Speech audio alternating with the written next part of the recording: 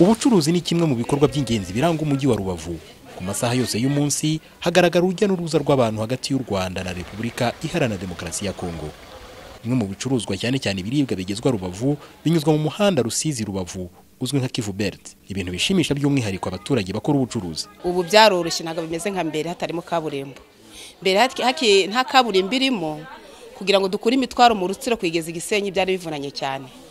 Wazanaga nk'imifuka 10 imodoka wakodesha imodoka ikaguhenda.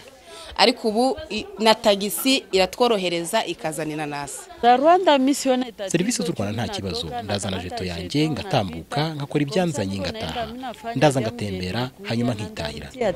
Abahagarara ibihugu byabo n'imiryango mpuzamahanga mu Rwanda batemberejwe mu mujyi wa Rubavu bavuga ko uburyo u Rwanda rwitaye ku bikorwa remezo n'ubuhahirane ari ikintu gishimishije. Hari ikindi kintu cyankoze ku mutima, ni uburyo abacuruzi bato boroherezwa. Bifatiye runini ubuhahirane bw'ibihugu byombi, boroherezwa kwambuka vuba ku mupaka bakikorera ubucuruzi. Ni urugero rwiza cyane, dore ko binashingiye ku byemeranyijweho n'ibihugu byose bigize COMESA. Ni byiza cyane kubona uburyo ubuhahirane buteza imbere abaturage. Comment ces échanges finalement contribuent évidemment à ce que la prospérité des gens. Business is very interesting because of course you have the one border where all the trucks go through. Ubucuruzi burashimishije ko mufite umupaka umwe. Ku mupaka muto nashimishijwe n'amakoperative ahakorera. Birashimishije kubona ibintu biva muri Kongo n'ibijyayo. Ni ibintu byiza cyane. Minisitiri w'Ububanyi n'Amahanga n'Ubutwererane avuga ko kwereka abahagarariye ibihugu byabo ukuri kwibera mu Rwanda bifite inyungu nyinshi. Buri ambasaderi bahagarariye abantu benshi. Iyo rero yumvise ahari ku gihugu gikora, ubona kuvuga ko ayo makuru yashyikiriza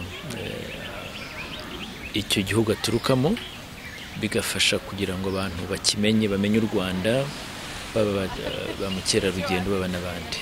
Icya kabiri ni uko nabo ubwabo baba bataziranye, hari ubwo baba bari mu gihugu kimwe ugasanga ambasade imwe ibyivuga bitandukanye n'ibyindi ivuga, nabo ubwabo iyo bamenyanye birafasha. Umupaka uhuza u Rwanda na Repubulika Iharanira Demokarasi ya Kongo ufite akamaro kanini ku bukungu bw'ibihugu byombi, kuko umupaka uzwi nka Petite Barrière unyurwaho n'abasaga 55,000 buri munsi, mu gihe uzwi nka Grande Barrière unyurwaho n'abasaga 9,000 buri munsi.